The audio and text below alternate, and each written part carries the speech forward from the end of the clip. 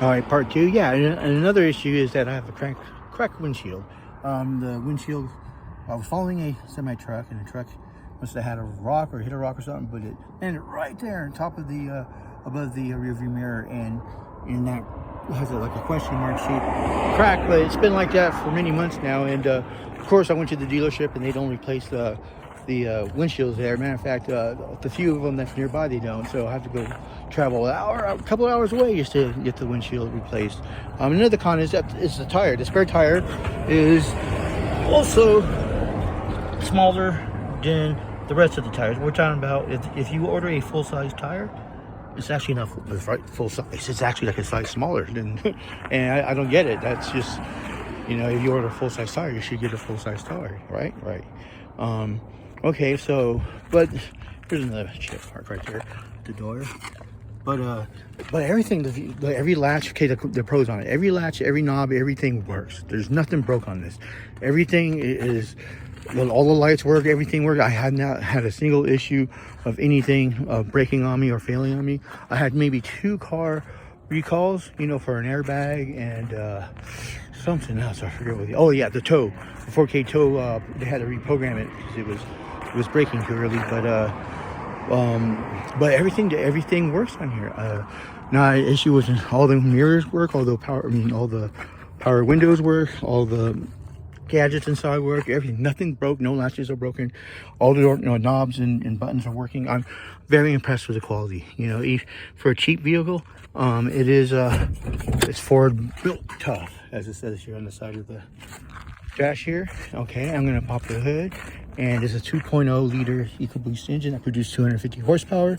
I installed a racing chip, and that racing chip gives it another 40 horsepower. So I have a 290 horsepower engine with 310 pounds of feet torque. So yeah, it's a $300, $400 add-on, and you basically have to plug the cables from the racing chip into the MFA, which is over here, and the other one to the boost sensor, turbo boost, which is all the way there at the bottom. But it does fit, and I'm very impressed of the racing chip. That's a must for sure if you guys want to have a little boost of performance. The performance is good. Oh, even the fuel mileage is great.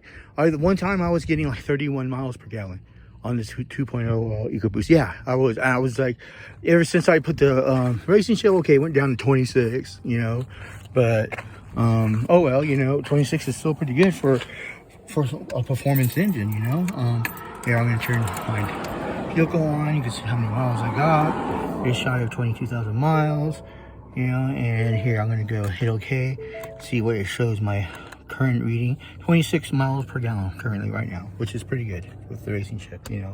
Everything works. I love it. They make, the info center, maybe it froze on me twice, and the whole LCD didn't go on one time.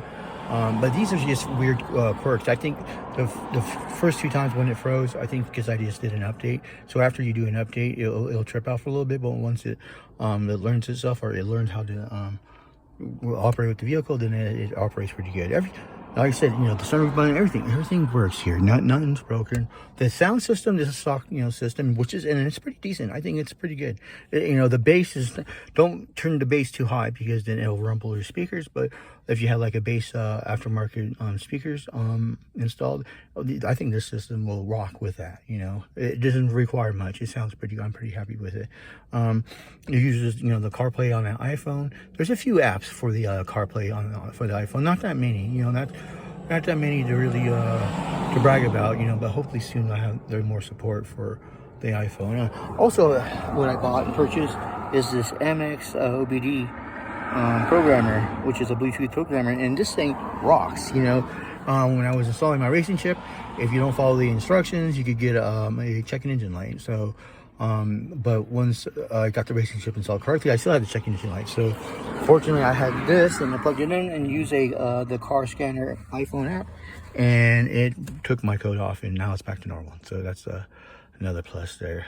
Everything is so cool about this vehicle. I love it. It being stock, it comes with collision alert, and it has basic safety securities on here.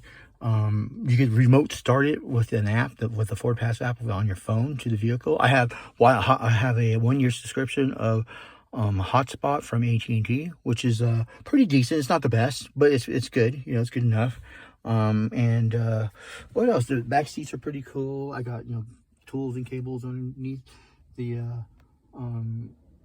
seat, and I got more equipment behind the seat. You know, so there's like so many little cubbies, so many nice spots and areas to put stuff in. I just love how there's just room for, you know, for a lot of things that you could put in your vehicle, you know, and little cubbies and little spot. Even behind the back seat, there's mounts for like other like accessories. Like if you, I think the, you know, the top of the line will have it all filled up, but if you want to put your own stereo system or whatever, the mounts are there for it. That's for sure.